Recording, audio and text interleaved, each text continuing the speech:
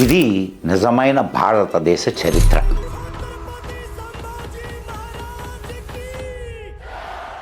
ఈ సినిమా ప్రతి భారతీయుడు చూడవలసినటువంటి చిత్రం. ఎన్ని చిత్రహింసలు పెట్టారు అనేది సినిమాలో చూసిన ప్రతి వారికి అర్థమై ఉంటుంది. కానీ నిజం సినిమాలో చూపించిన దానికంటే క్రూరమైంది. ఆ క్రూరత్వాన్ని చదివినా విన్నా మనం స్పృహ తప్పడం మాత్రం ఖాయం. మరలా ఔరంగజేబులో ఆశలు చిగురించాయి. దక్కన్ను వశపరుచుకోవడానికి చివరి అవకాశం తీసుకుందామని అనుకున్నాడు. Last chance. చిన్న తమ్ముడు రాజారాంజీని మహారాణి యశుబాయి ఛత్రపతిగా ప్రకటిస్తుంది. మొఘలు సైన్యం జింజీ కోటను ముట్టడించగలిగింది. రాజీరాం ఆ ముట్టడి నుండి కూడా తప్పించుకుంటాడు. ఆయన తప్పించుకోవడానికి సహాయం చేసింది ఎవరో తెలిస్తే మీకు ఆశ్చర్యం కలుగుతుంది. మరాఠాలతో 20 సంవత్సరాలు పోరాడిన మొఘలుల సంపద సగానికి తరిగిపోయింది. అక్కడి నుండి ఢిల్లీ సింహాసనం పైన కూర్చున్నది మొఘలులే అయినా మరాఠాల అధికారం చెల్లేది. నమస్తే సదావత్సలే మాతృభూమే. నమస్కారం మిత్రులరా, నేను మీ మదన్ గుప్తా. మీరందరూ ఛావా సినిమా చూసే ఉంటారు. చూడకపోతే వెంటనే చూడండి, మంచి సినిమా. ఈ సినిమాలో విక్కీ కౌశల్ సంభాజీ మహారాజ్ పాత్రకు ప్రాణం పోశాడు. ఇది నిజమైన భారతదేశ చరిత్ర. ఈ సినిమా ప్రతి భారతీయుడు చూడవలసినటువంటి చిత్రం. ఈ చిత్రాన్ని చూసిన వాళ్ళు కొంతమంది ఇది ఇస్లామోఫోబిక్ అనొచ్చు. కానీ నిజం సినిమాలో చూపించిన దానికంటే క్రూరమైంది. ఆ క్రూరత్వాన్ని చదివినా విన్నా మనం స్పృహ తప్పడం మాత్రం ఖాయం. ఈ సినిమా చూసిన ప్రతి వాడు హాల్ బయటకు వచ్చేటప్పుడు కళ్ళు తుడుచుకుంటూ బరువెక్కిన హృదయంతో వస్తారు. అంత చక్కగా సినిమా తీశారు. సంభాజీని చంపిన తర్వాత ఔరంగజేబు ఏమయ్యాడు, మరాఠా సామ్రాజ్యం ఏమైంది అనే ప్రశ్నలు చాలా మందిలో ఉదయిస్తాయి. ఆ ప్రశ్నలకు సమాధానమే ఈ వీడియో. ఔరంగజేబ్ దేశం మొత్తాన్ని, భారతదేశం మొత్తాన్ని ఇస్లామిక్ దేశంగా మార్చడం అనే కళ ఏమైంది? నిజమైందా లేక విఫలమైందా? కలగానే మిగిలిపోయిందా? ఔరంగజేబ్ ఢిల్లీ తిరిగి ఎందుకు వెళ్ళలేకపోయాడు? అతడి సమాధి మహారాష్ట్రలోనే ఎందుకుంది? ఈ ప్రశ్నలన్నిటికీ మనం సమాధానం ఈ వీడియోలో వెతుకుదాం. మిత్రులారా, సంభాజీ మహారాజు ఎలా మోసపోయాడు, ఎలా ఔరంగజేబుకు దొరికిపోయాడు, ఆయనను ఎన్ని చిత్రహింసలు పెట్టారు అనేది సినిమాలో చూసిన ప్రతి వారికి అర్థమై ఉంటుంది. ఆ తర్వాత జరిగిన చరిత్ర మనం ఇప్పుడు తెలుసుకుందాం. సామాన్య శకం 12 మార్చి 1689న సంభాజీ చిన్న తమ్ముడు రాజారాంజీని మహారాణి యశుబాయి ఛత్రపతిగా ప్రకటిస్తుంది.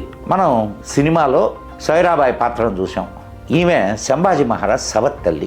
సంభాజీ యుద్ధానికి వెళ్లే ముందు రాజారాంకు రాయగఢ్ను అప్పగించి వెళ్తాడు. సంభాజీ బంధింపబడ్డాడని తెలియగానే సంభాజీ భార్య యశుబాయి రాజారాంజీని ఛత్రపతిగా ప్రకటిస్తుంది. సరిగ్గా రాజారాంజీ ఛత్రపతిగా ప్రకటించబడిన 13 రోజులకు, అంటే 25 మార్చి 1689న మొఘలుల సైన్యం రాయగఢ్ పైన దాడి చేస్తుంది. అప్పుడే ఛత్రపతిగా ప్రకటించబడ్డాడు. కానీ అంతలోనే ఈ విపత్తును ఎదుర్కోవలసి వచ్చింది. హైందవి స్వరాజ్యాన్ని కాపాడవలసినటువంటి అవసరాన్ని దృష్టిలో ఉంచుకుని రాజారాంజీని రాయగఢ్ నుండి తప్పించి రాయగఢ్ రక్షణను తన చేతుల్లోకి తీసుకుంది మహారాణి యశుబాయి. 8 నెలలు యశుబాయి రాయగఢ్ను కాపాడింది. కానీ సూర్యాజీ పిసల్ మొఘలులతో చేతులు కలపడం వలన ఆమె కుమారుడు షాహూరాజేని మొఘలులు బంధిస్తారు. వారిద్దరిని ఖైదులో ప్రాణాలతోనే ఉంచాడు ఔరంగజేబ్. శత్రువులను ప్రాణాలతో ఉంచాడు ఔరంగజేబ్ అంటే అది వాళ్ళ పైన దయతో కానే కాదు. సింహాసనం కోసం తండ్రిని ఖైదు చేసి అన్నను తమ్ముడిని చంపినటువంటి క్రూరుడు వీరిని ప్రాణాలతో ఉంచాడు అంటే నమ్మగలమా? దానికి వెనుక ఉన్నటువంటి కారణం గురించి కొంతసేపటి తర్వాత తెలుసుకుందాం. ఔరంగజేబ్ శత్రువులను ఎప్పుడు చదరంగంలోని పావులుగా మాత్రమే చూసేవాడు. రాయగఢ్ కోటను ఆక్రమించుకున్నటువంటి ఔరంగజేబు ఇక దక్కన్లో తనకు ఎదురు లేదనుకున్నాడు. కానీ సంభాజీని చంపిన విధానాన్ని జీర్ణించుకోలేని మరాఠా రాజులందరూ మరలా సంఘటితమయ్యి ఔరంగజేబును ఎదుర్కోవడం మొదలుపెట్టారు. మొఘలుల నుండి తప్పించుకుంటూ రాజారాం మొదట ప్రతాప్గఢ్, ఆ తర్వాత విశాల్గఢ్ చేరుకుంటాడు. అతన్ని వెంబడించి వస్తున్నటువంటి జుల్ఫికర్ ఖాన్ నేతృత్వంలోని మొఘలు సైన్యం విశాల్గఢ్ను కూడా ఆక్రమించింది. రాజారాం అక్కడి నుండి కూడా తప్పించుకొని తమిళనాడులోని జింజీ కోటకు చేరుకున్నాడు. ఈ జింజీ కోట శత్రు దుర్భేద్యమైనటువంటి కోట. ఈ కోట నుండి ఔరంగజేబుపై యుద్ధాన్ని కొనసాగించాడు రాజారాం. ఇక్కడి వరకు మరాఠాల పరాజయ గాథ కొనసాగింది. ఇక మరాఠా సామ్రాజ్యం విచ్ఛిన్నమవుతుందని ఔరంగజేబు సంతోషపడ్డాడు. కానీ ఇటువంటి పరిస్థితుల నుండి మరాఠాలు మరలా మొఘలులను ఎలా ఎదుర్కొన్నారు అనేది మనం ఇప్పుడు తెలుసుకుందాం.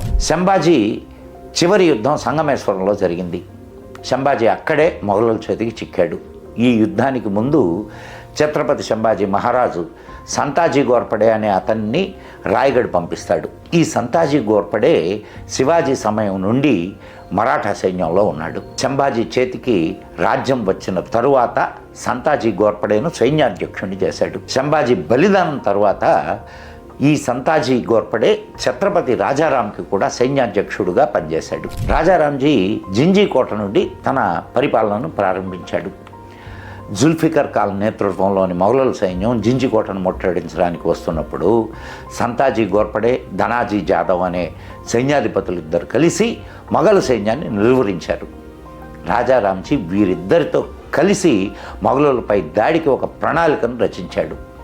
అప్పటికి మొఘలులు మహారాష్ట్ర మొత్తాన్ని, ఉత్తర కర్ణాటకను తమ అధీనంలోకి తెచ్చుకున్నారు. మహారాష్ట్రలోని మొఘల్ సైన్యం, కర్ణాటకలోని మొఘల్ సైన్యాల మధ్య విభేదాన్ని సృష్టించాలి అనేది రాజారాం ప్రణాళిక.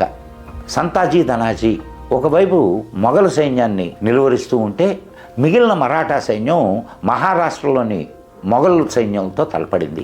దీనివల్ల మహారాష్ట్రలో ఉన్న మొఘల్ సైన్యానికి, కర్ణాటకలో ఉన్న మొఘల్ సైన్యానికి మధ్య సయోధ్య లేకుండా పోయింది. అంతేకాకుండా వీరి మధ్య ఉన్న సప్లై చైన్ను కూడా మరాఠా సైన్యం ధ్వంసం చేసింది. భూమిపైనే కాకుండా సముద్ర మార్గాన్ని కూడా మరాఠా సైన్యం అడ్డుకుంటూ వచ్చింది. దీనివల్ల రెండు మొఘల్ సైన్యాల మధ్య కమ్యూనికేషన్, సప్లైస్ ఇవి లేకుండా పోయాయి. ఈ పరిస్థితిని అనుకూలంగా మార్చుకున్నటువంటి మరాఠా సైన్యం రెండు రాష్ట్రాలలో మొఘల్ సైన్యాన్ని నిర్మూలిస్తూ వచ్చింది.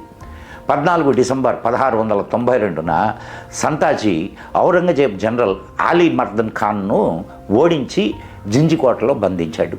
సంతాజీ, ధనాజీ ఇద్దరూ కలిసి ఔరంగజేబ్ సైన్యాధ్యక్షుడైన జుల్ఫికర్ ఖాన్ను ఓడించారు. జుల్ఫికర్ ఖాన్ విధి లేక శాంతి ఒప్పందం చేసుకుందామని వారికి సందేశం పంపించాడు. 1695లో సంతాజీ కాసిం ఖాన్తో యుద్ధాన్ని గురించి ప్రత్యేకంగా చెప్పుకోవాలి. సంతాజీ చేస్తున్నటువంటి మెరుపు దాడులకు భయపడి చిత్రదుర్గంలోని డోడేరి కోటలో కాసిం ఖాన్ దాటుకున్నాడు. సంతాజీ ఈ కోటను ముట్టడించి కోటకున్నటువంటి సరఫరా మార్గాలన్నింటినీ మూసేశాడు. కోటలో ఉన్న మొఘలుల సైన్యం కోటలోని జంతువుల్ని చంపి తినడం మొదలుపెట్టారు. కాసిం ఖాన్ బయటకు కూడా రాలేదు. సంతాజీ చేతికి చిక్కితే ఎటువంటి చావు చావవలసి వస్తుందో వాడికి తెలుసు. యుద్ధం చేయకుండానే కోట లోపలే కాసిం ఖాన్ ఉరివేసుకొని చచ్చాడు. మొఘలుల శక్తి ఎక్కువగా ఏనుగులు, తోపులపైనే ఆధారపడి ఉంటుంది. కానీ జింజి కోట పైన ఈ రెండింటి ప్రభావం శూన్యం. మొఘలు సైన్యం నేలపైనే యుద్ధం చేయవలసి వచ్చేది. మరాఠా సైన్యం గెరిల్లా యుద్ధంలో ఆరితేరిన వారు. దీనివల్ల ఎవరు ఎప్పుడు ఎక్కడి నుంచి వచ్చి దాడి చేస్తారో తెలియని పరిస్థితి. అందువల్ల మొఘలు సైన్యంలో భయాందోళనలు అలుముకున్నాయి. మొఘలు సైన్యం కూడా ఈ యుద్ధ నీతిని అధ్యయనం చేయడం మొదలుపెట్టింది. జింజీ కోటను ఆక్రమించడానికి 3 సార్లు మొఘలు సైన్యం విఫల ప్రయత్నం చేసింది. కానీ 8 జనవరి 1698న మొఘలు సైన్యం జింజీ కోటను ముట్టడించగలిగింది.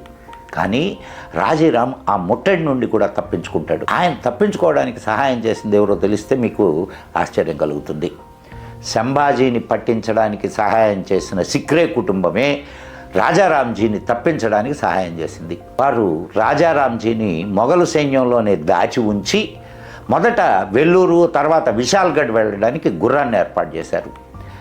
మరాఠాలతో 20 సంవత్సరాలు పోరాడిన మొఘలుల సంపద సగానికి తరిగిపోయింది. ఔరంగజేబు మంత్రులందరూ ఔరంగజేబుకు ఈ విషయం తెలియజేసి ఇక మనం తిరిగి వెళ్ళిపోవడం మంచిది అని సలహా ఇచ్చారు. ఈ సమయంలోనే సంతాజీ మరణం సంభవిస్తుంది. మరలా ఔరంగజేబులో ఆశలు చిగురించాయి. దక్కన్ను వశపరుచుకోవడానికి చివరి అవకాశం తీసుకుందామని అనుకున్నాడు, లాస్ట్ ఛాన్స్. తరువాత రాజారాంజీ ధనాజీని తన సైన్యాధ్యక్షుడిగా నియమించాడు. రాజారాంజీ తన సైన్యాన్ని 3 భాగాలుగా విభజించి మొఘలులపైన దాడి చేశాడు. ధనాజీ నేతృత్వంలోని మరాఠా సేన పూణే, నాసిక్లను తమ అధీనంలోకి తెచ్చుకున్నారు. కానీ ఏప్రిల్ 1700లో సతారాను కోల్పోయారు. 1700 సంవత్సరంలోనే ఒక జబ్బు కారణంగా రాజారాంజీ సింఘడ్ కోటలో మరణించాడు. ఆ సమయానికి ఆయన కుమారుడు శివాజీ II కేవలం 4 సంవత్సరాల వాడు. రాజారాంజీ భార్య తారాబాయి శివాజీ IIని ఛత్రపతిగా ప్రకటించి రాజ్య కార్యభారాన్ని తనే స్వయంగా చూస్తుంది. ఒక మహిళ చేతిలో మరాఠా సామ్రాజ్యం ఉండడంతో ఔరంగజేబు ఇది మంచి అవకాశంగా ఎంచుకున్నాడు. ఔరంగజేబ్ జనరల్స్ ఎంత చెప్పినా వినకుండా దక్కన్ పైకి దండయాత్ర చేయడానికి గట్టిగా నిర్ణయించుకున్నాడు. ఈ దాడి చేయడానికి ఔరంగజేబ్ సైన్యం కానీ జనరల్స్ కానీ సిద్ధంగా లేరు. ఈ అవకాశాన్ని రాజమాత తారాబాయి బాగా ఉపయోగించుకుంది. సంభాజీని పట్టుకోవడానికి ఔరంగజేబ్ ఎలాంటి ఎత్తుగడేశాడో అలాంటి ఎత్తుగడనే తారాబాయి అనుసరించింది. మరాఠా సర్దార్లకు ఆశ చూపి కానుకలిచ్చి ఔరంగజేబ్ సంభాజీని పట్టుకున్నాడు. ఇప్పుడు అలాగే తారాబాయి ఔరంగజేబ్ సైన్యంలోని సర్దార్లకు కానుకలిచ్చి తన వైపుకు తిప్పుకుంది. 1705లో ఉత్తరం వైపు ఉన్న భోపాల్, భరూచ్ రాజ్యాలను మరాఠా సైన్యం కైవసం చేసుకుంది. 1707లో మరికొన్ని రాజ్యాలను మరాఠాలు గెలుచుకుంటూ వచ్చారు. దీనితో ఔరంగజేబు ఆశలు అడియాశలయ్యాయి. ఇక దక్కన్ను దక్కించుకునే ఆశ పక్కన పెట్టి ఢిల్లీ వైపు ప్రయాణించడం మొదలుపెట్టాడు ఔరంగజేబు. కానీ అతడు ఢిల్లీ చేరకుండానే మహారాష్ట్ర గడ్డపైనే మరణించాడు. కుల్తాబాద్లో ఔరంగజేబు సమాధి ఉంది. ఔరంగాబాద్లో మరో సమాధి ఎలా వచ్చిందో దాఖలాలు లేవు, అది వేరే కథ. ఇప్పుడు ఔరంగజేబు ఖైదులో ఉన్న యసుబాయి, సాహురాజేలు ఏమయ్యారో అది తెలుసుకుందాం. తన మరణం తరువాత మొఘలు సామ్రాజ్యం మరాఠాల చేతుల్లో చిక్కుతుందని, అందుకే సంభాజీ భార్య కొడుకులను తన వశంలో ఉంచుకున్నాడు. బహదూర్ షా జఫర్ 1, అంటే ఈయన తర్వాత ఇంకొక బహదూర్ షా జఫర్ వచ్చాడు, రాజయ్యాడు. అతడు యసుబాయిని ఖైదులోనే ఉంచి సాహురాజేని విడుదల చేశాడు. ఎందుకనంటే తల్లి శత్రువుల చేతుల్లో ఉంది కాబట్టి సాహురాజే వాళ్ళ కంట్రోల్లో ఉంటాడు అనేది వాళ్ళ ఆలోచన. మరాఠా సామ్రాజ్యాన్ని తాము జయించకపోయినా మరాఠా గద్దె పైన కూర్చునేటటువంటి వాడు తమ ఆదేశాలను పాలించాలి అనేది ఈ కుట్రలో ఒక భాగం. సాహురాజే మరాఠా సామ్రాజ్యంలో ఒక చిన్న కాన్ఫ్లిక్ట్ ఏర్పడింది. చివరకు సాహురాజేను మరాఠా గద్దెపై ఛత్రపతిగా కూర్చోబెట్టారు. మొఘలుల సామ్రాజ్యం నిదానంగా బలహీనపడుతూ వచ్చింది. ఆ సమయంలో మరాఠాలు తిరుగుబాటు చేసి యసుబాయిని విడిపించుకున్నారు. అక్కడి నుండి ఢిల్లీ సింహాసనం పైన కూర్చున్నది మొఘలులే అయినా మరాఠాల అధికారం చెల్లేది. చివరిగా ఔరంగజేబ్ చివరి దినాలు ఎలా గడిచాయో కూడా కొద్దిగా తెలుసుకుందాం. 1705 నాటికి ఔరంగజేబుకు 86 సంవత్సరాలు. ఔరంగజేబు ఢిల్లీ వదిలేటప్పుడు 1 సంవత్సరంలో దక్కన్ను జయిస్తాను అనుకున్నాడు. కానీ 24 సంవత్సరాలు అక్కడే ఉండి పోరాడినా ఔరంగజేబు తన కలను నిజం చేసుకోలేకపోయాడు. చివరకు తన రాజధాని ఢిల్లీకి కూడా వెళ్ళలేకపోయాడు. ఢిల్లీకి తిరిగి వెళ్ళే సమయంలో కృష్ణానది సమీపంలోని దేవాపూర్లో అతని ఆరోగ్యం పూర్తిగా క్షీణించింది. అందువల్ల అతని బలగాలన్నీ అక్కడే ఆగిపోవలసి వచ్చింది. 6 నెలలు అక్కడే ఉండిపోవాల్సి వచ్చింది. ఆరోగ్యం కొద్దిగా కుదుట పడగానే మరలా ఢిల్లీ వైపు ప్రయాణం మొదలుపెట్టాడు. గుర్రం పైన ఢిల్లీ ప్రయాణం చేసే శక్తి లేక పల్లకీలో ప్రయాణం కొనసాగించాడు. తను చనిపోయిన తర్వాత తన కొడుకులు రాజ్యం కోసం కొట్టుకుంటారు అని ఔరంగజేబుకు తెలుసు. కాబట్టి తను ఆరోగ్యంగా ఉన్నాడని ప్రచారం చేయించాడు. ఈ విషయమై ఆయన కుమారుడు అజం షాకు ఒక లేఖ కూడా వ్రాశాడు. నేను ఒంటరిగానే వచ్చాను మరియు అపరిచితుల్లా ప్రపంచాన్ని విడిచిపెడతాను. నేను ఎవరు, నేను ఏమి చేస్తున్నాను, రాజ్యం చేస్తున్నప్పుడు నేను చేసిందంతా దుఃఖము, నిరాశని మిగిల్చింది. నేను ఏమి చేసినా అల్లా నాపై దయ చూపించుగాక. ఒక చక్రవర్తిగా నేను విఫలమయ్యాను. ఇంత విలువైన నా జీవితం దేనికి పనికి రాకుండా పోయింది. అల్లా నలువైపులా నిలబడి ఉన్నాడు.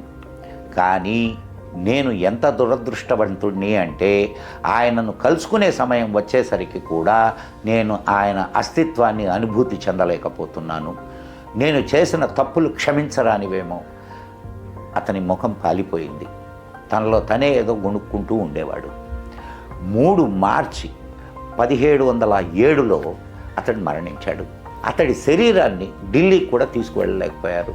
అతని కొడుకు అజం, కూతురు జీనతున్నీసా అతని శరీరాన్ని ఔరంగాబాద్లోని కుల్తాబాద్కు తీసుకువెళ్ళి అక్కడే సమాధి చేశారు. ఇప్పుడు ఔరంగాబాద్ను సంభాజీనగర్గా మార్చారు. విచిత్రమైన విషయం ఏమిటంటే సంభాజీ మహారాజ్ మరియు ఔరంగజేబ్ ఇద్దరూ మరణించిన తిథి అమావాస్య కావడం. సంభాజీ మహారాజ్ మరణించినటువంటి అమావాస్యను మృత్యుంజయ అమావాస్యగా జరుపుకుంటారు, కానీ ఔరంగజేబ్ చనిపోయినటువంటి అమావాస్య ఎవ్వరికి గుర్తు కూడా లేదు. సంభాజీ మహారాజ్ సమయంలోనూ ఆయన మరణించిన తరువాత మరాఠా సామ్రాజ్యం దేశమంతా విస్తరించింది, కానీ ఔరంగజేబ్ మరణం తర్వాత మొఘలుల సామ్రాజ్యం నామమాత్రంగా మిగిలింది. మిత్రులారా, ఈ వీడియోను వీలైనంత ఎక్కువ మందికి షేర్ చేయండి. మరాఠా సామ్రాజ్యం మొఘలుల సామ్రాజ్యాన్ని ఎలా నామమాత్రంగా చేసిందో అందరూ తెలుసుకుంటారు. చివరిగా కమ్యూనిస్టులు, హిందూ విరోధులు ప్రచారం చేస్తున్నటువంటి కొన్ని అపోహలను ఇక్కడ తొలగించడానికి ప్రయత్నం చేస్తాను. మిత్రులారా, శివాజీ మహారాజ్ పట్టాభిషేకానికి కాశీ నుండి బ్రాహ్మణ పండితులను పిలిపించారు అని శివాజీ మహారాజ్ క్షత్రియుడు కానందువల్ల కాశీ నుండి వచ్చిన బ్రాహ్మణుడు తన కాలి బొటన వేలుతో శివాజీ మహారాజు నుదుట తిలకం దిద్దాడని ప్రచారం చేస్తున్నారు. కాశీ నుండి పండితులు వచ్చింది నిజం, కానీ కాలి బొటన వేలుతో తిలకం దిద్దడం అబద్ధం. ఇది వట్టి అభూత కల్పన. హిందూ జాతిని కులాలుగా విభజించాలనే కుట్రలో ఈ కథ ఒక భాగం మాత్రమే. ఈ సంఘటనకు చరిత్రలో ఎటువంటి దాఖలాలు లేవు. ఇది ఒక అభూత కల్పన. ఒక మహావీరుడి నుదుట కాలితో తిలకం దిద్దడానికి ఎవడు సాహసిస్తాడు? కాశీ నుండి వచ్చిన పండితులకు హైందవీ సామ్రాజ్యం కోసం పనిచేస్తున్న వీరుడి విలువ తెలియదా? కాశీని ఔరంగజేబు ధ్వంసం చేయిస్తున్న సమయంలో వాళ్ళు పడ్డ బాధలు గుర్తుకు రావా? ఇటువంటి కల్పిత కథలు సృష్టించి హిందువులను విడదీయాలి అనేది కమ్యూనిస్టులు, హిందూ విరోధుల కుట్రలో ఒక భాగమే ఈ కథ. పోతే శివాజీ మహారాజ్ దగ్గర మంత్రులందరూ బ్రాహ్మణులే. వారిని పేష్వాలు అనేవాళ్ళు. ఈ పేష్వాలు చిత్పవన్ బ్రాహ్మణులు. దేశం కోసం, ధర్మం కోసం కత్తిపట్టి కథన రంగంలో దూకినటువంటి వీరులు. అలా బ్రాహ్మణులను గౌరవించే ఒక మహారాజును ఒక బ్రాహ్మణుడు అవమానించాడు అని చెప్పడం హాస్యాస్పదం. ఇక రెండవ కథనం, ఔరంగజేబుకు సంభాజీ జాడలు చెప్పింది బ్రాహ్మణులు అనేది కూడా ఒక పచ్చి అబద్ధం. సంభాజీ బంధువర్గంలోని వారే సంభాజీని పట్టించింది. ఈ విషయం చావా సినిమాలో చూపించారు కూడా. సినిమాలో చూపించింది చారిత్రకంగా నిజం. ఇలా ప్రచారం చేస్తున్నటువంటి వాళ్ళు ఎటువంటి వాళ్ళో మీరు ముందు తెలుసుకోండి. మరలా మరో వీడియోతో మీ ముందుంటాను. అప్పటి వరకు సెలవు. మరి ఈ వీడియో మీకు నచ్చినట్లయితే వెంటనే మన మదన్ గుప్తా ఛానల్ను సబ్స్క్రైబ్ చేయండి. ఈ వీడియోను మీ మిత్రులందరికీ షేర్ చేయండి. చరిత్ర అందరూ తెలుసుకోవాలి. మన ది మదన్ గుప్తా ఛానల్ను వెంటనే సబ్స్క్రైబ్ చేయండి, లైక్ చేయండి, షేర్ చేయండి, బెల్ ఐకాన్ నొక్కండి. మళ్ళా మరో మంచి విషయంతో మిమ్మల్ని కలుస్తాను. అప్పటి వరకు సెలవు. మరి జై హింద్, జై మా భారతి. నమస్కారం మిత్రులారా, మీ మదన్ గుప్తా.